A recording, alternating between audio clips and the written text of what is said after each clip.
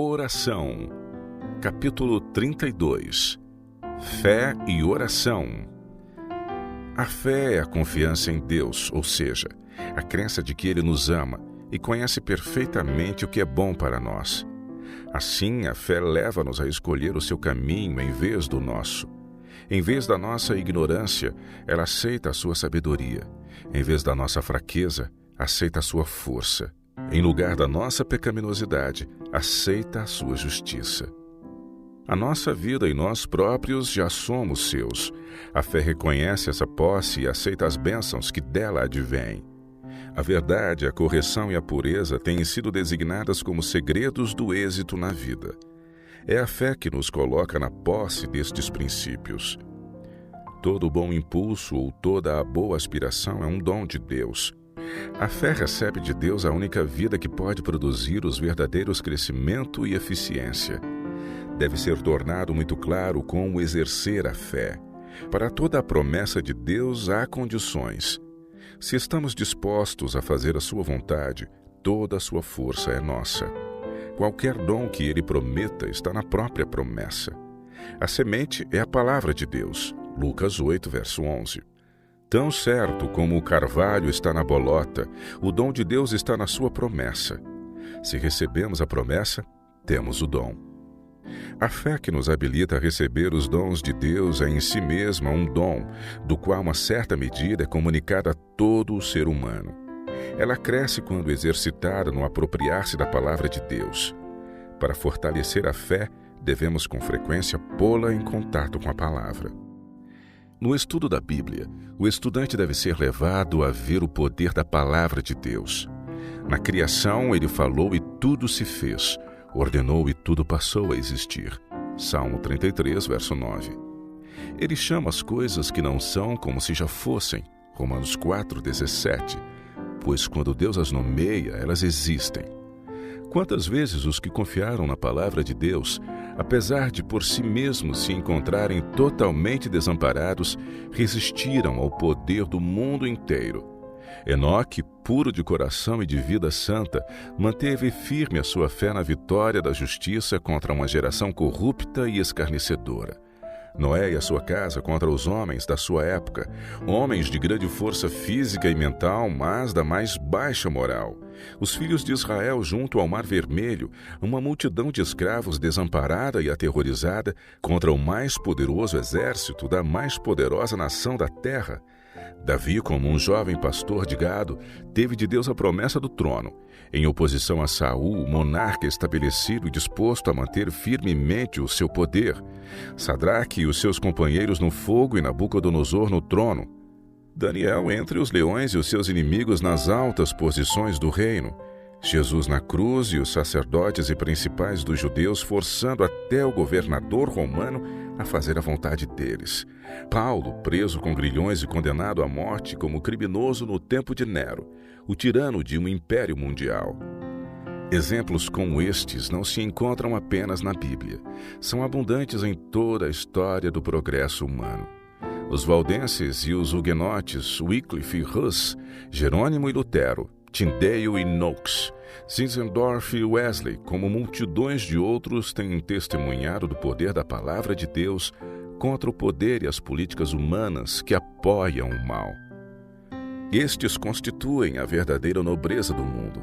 São a sua linhagem real. É nesta linhagem que os jovens de hoje são chamados a ocupar o seu lugar. A fé é tão necessária nas pequenas coisas da vida como nas grandes. Em todos os nossos interesses e ocupações diários, a força amparadora de Deus torna-se real para nós através de uma confiança perseverante. Do ponto de vista humano, a vida é para todos um caminho ainda não experimentado. É um caminho que, no que diz respeito às nossas mais profundas experiências, cada um de nós tem de percorrer sozinho. Nenhum outro ser humano pode penetrar totalmente na nossa vida íntima. Quando a criança começa essa viagem, na qual mais cedo ou mais tarde, deverá escolher o seu futuro, decidindo por si mesma as questões da vida para a eternidade, quão fervoroso deve ser o esforço para dirigir a sua confiança para o seguro guia e auxiliador. Como defesa contra a tentação e inspiração à pureza e à verdade, nenhuma influência pode comparar-se à intuição da presença de Deus. Todas as coisas estão descobertas e patentes aos olhos daquele a quem temos de prestar contas. Hebreus 4, verso 13. Tu és tão puro de olhos que não podes ver o mal, e a opressão não podes contemplar. Abacuque 1, verso 13. Este pensamento foi o escudo de José no meio das corrupções do Egito.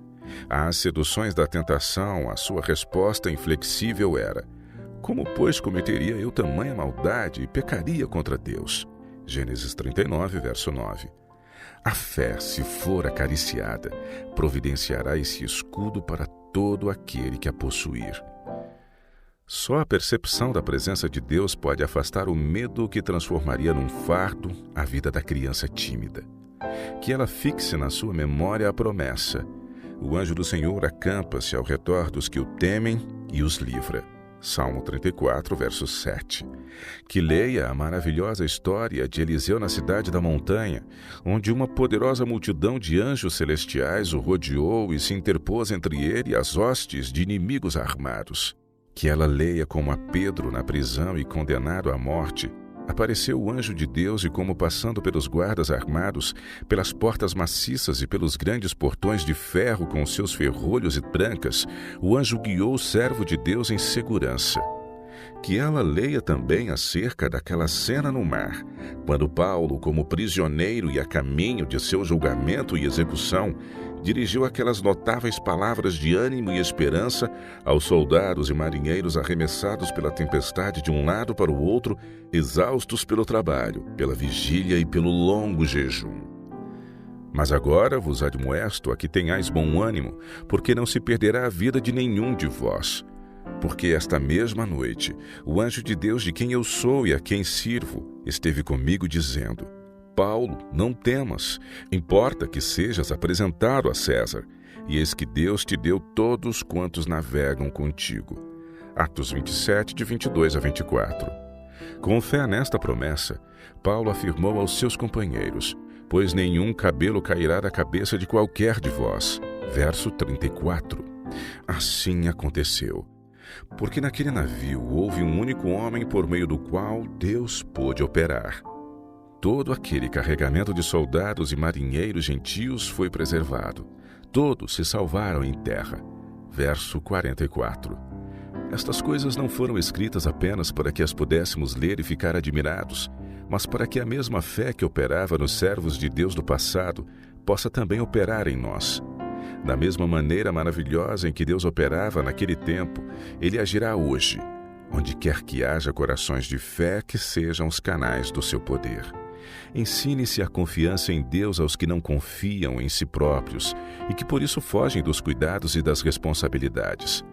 Assim, muitos que de outro modo seriam apenas um algarismo no mundo, ou talvez apenas um peso desamparado, conseguirão dizer como o apóstolo Paulo: posso todas as coisas naquele que me fortalece. Filipenses 4, verso 13. A fé também contém preciosas lições para a criança que se ressente facilmente com as ofensas. A disposição para resistir ao mal ou para o vingar é muitas vezes devida a um forte sentido de justiça e a um espírito ativo e enérgico. Ensine-se a essa criança que Deus é o eterno defensor do direito. Ele tem um amoroso cuidado pelos seres que tanto amou, a ponto de dar para os salvar aquele que era o seu muito querido e amado filho. Ele ocupar-se-á de cada pecador, porque aquele que tocar em vós, toca na menina do seu olho. Zacarias 2, verso 8. Entrega o teu caminho ao Senhor, confia nele, e ele tudo fará. Fará sobressair a tua justiça como a luz, e o teu direito como o sol ao meio-dia. Salmo 37, versos 5 e 6. O Senhor é também alto refúgio para o oprimido, refúgio nas horas de tribulação. Em ti, pois, confiam os que conhecem o teu nome, porque tu, Senhor, não desamparas os que te buscam. Salmo 9, versos 9 e 10. A mesma compaixão que Deus manifesta para conosco, pede-nos Ele que manifestemos para com os outros. Que os que são impulsivos, autossuficientes e vingativos contemplem aquele que, meigo e humilde, foi levado como um cordeiro ao matadouro, que não retaliou como uma ovelha silenciosa diante dos seus tosqueadores. Olhem para aquele a quem os nossos pecados feriram e as nossas tristezas sobrecarregaram, e assim aprenderão a suportar, a tolerar e a perdoar. Pela fé em Cristo, todo defeito de caráter pode ser suprido, toda a mancha removida, toda a falta corrigida e toda a boa qualidade desenvolvida. Também nele estáis aperfeiçoados. Colossenses 2, verso 10. A oração e a fé estão intimamente ligadas e necessitam de ser estudadas juntas. Na oração da fé há uma ciência divina. É uma ciência que tem de ser compreendida por todo aquele que deseja fazer de sua vida um sucesso. Cristo diz: tudo o que pedirdes orando, crede que o recebereis e tê-lo-eis. Marcos 11, 24. Jesus deixa bem claro que o nosso pedido deve estar de acordo com a vontade de Deus. Devemos pedir as coisas que Ele prometeu, e o que quer que recebamos deve ser usado para fazer a sua vontade. Satisfeitas as condições, a promessa é inequívoca. Podemos pedir o perdão dos pecados, o Espírito Santo, um caráter cristão, sabedoria e força para fazer a obra de Deus ou qualquer outro dom que Ele tenha prometido. Então devemos crer que recebemos e agradecer a Deus por termos recebido. Não precisamos esperar por qualquer evidência exterior da bênção. O dom está contido na promessa. Podemos empenhar-nos no nosso trabalho com a certeza de que o que Deus prometeu Ele pode realizar e de que o dom que nós já possuímos se efetivará quando dele mais necessitarmos. Viver assim pela palavra de Deus significa entregar-lhe toda a nossa vida. Haverá uma contínua consciência de necessidade e dependência, uma atração do coração para Deus. A oração é uma necessidade, pois é a vida da alma. A oração em família e em público tem o seu lugar. É, porém, a comunhão secreta com Deus que mantém a vida da alma. Foi no monte com Deus que Moisés contemplou o modelo daquela construção maravilhosa, que devia ser a sagrada morada da sua glória. É no monte com Deus, no lugar secreto de comunhão, que devemos contemplar o seu glorioso ideal para a humanidade. Desta forma, seremos capacitados a moldar de tal maneira o desenvolvimento do nosso caráter que se possa cumprir em nós esta promessa: neles habitarei, e entre eles andarei, e eu serei o seu Deus, e eles serão o meu povo. 2 Coríntios 6, verso 16. Na sua vida terrena, era nas horas de oração solitária que Jesus recebia sabedoria e poder. Que os jovens sigam o seu exemplo, procurando de manhã e à noite uns momentos tranquilos para a comunhão com o Pai Celestial. Durante o dia, ergam eles o coração a Deus. No nosso caminho, a cada passo, Ele diz: eu, o Senhor teu Deus, te tomo pela mão direita. Não temas que eu te ajudo. Isaías 41, verso 13. Aprendessem os nossos filhos estas lições na infância, e que vigor e poder, que alegria e doçura existiriam à sua vida. Estas são as lições que só aquele que pessoalmente as aprendeu pode ensinar. É, portanto, os pais e professores professarem acreditar na palavra de Deus, enquanto a sua vida nega o seu poder, que o ensino das Escrituras não tem grande efeito na vida da juventude. Às vezes, os jovens são levados a sentir o poder da palavra. Veem a preciosidade do amor de Cristo, veem a beleza do seu caráter, as possibilidades de uma vida dedicada ao seu serviço. Mas, em contraste, veem a vida dos que professam respeitar os preceitos de Deus. A muitos deles se aplicam as palavras ditas ao profeta Ezequiel: o teu povo fala um com o outro, cada um a seu irmão, dizendo: vinde, peço-vos, e ouve qual seja a palavra que procede do Senhor. E eles vêm a ti como o povo costuma vir, e se assentam diante de ti como o meu povo, e ouvem as tuas palavras, mas não as põem por obra, pois lisonjeiam com a sua boca, mas o seu coração segue a sua avareza. E eis que tu és para eles como uma canção de amores, canção de quem tem voz suave e quem bem tange, porque ouvem as tuas palavras, mas não as põem por obra. Ezequiel 33, versos de 30 a 32. Uma coisa é considerar a Bíblia como um livro de boa instrução moral, a que se deva dar atenção na medida em que isso seja compatível com a cultura vigente e com a nossa posição na sociedade. Outra coisa é considerá-la como ela realmente é, a palavra do Deus vivo, palavra que é a nossa vida, que deve modelar as nossas ações, as nossas palavras e os nossos pensamentos. Considerar a palavra de Deus menos do que isto é rejeitá-la. E esta rejeição por parte dos que professam crer nela é a principal causa do ceticismo e da infidelidade entre os jovens. Uma intensidade nunca antes vista está a apoderar-se do mundo. Nos divertimentos, na busca do lucro, na luta pelo poder, na própria luta pela existência, há uma força terrível que absorve o corpo, o espírito e a alma. No meio desta corrida louca, Deus fala. Ele convida-nos a irmos à parte e termos comunhão com Ele. Aquietai-vos e sabei que eu sou Deus. Salmo 46, verso 10. Muitos, mesmo nos seus momentos de devoção, não recebem a bênção de uma autêntica comunhão com Deus. Estão demasiado apressados. Com passos apressados, atravessam o círculo da adorável presença de Cristo, detendo-se talvez um momento no recinto sagrado, mas não esperam para receber conselho.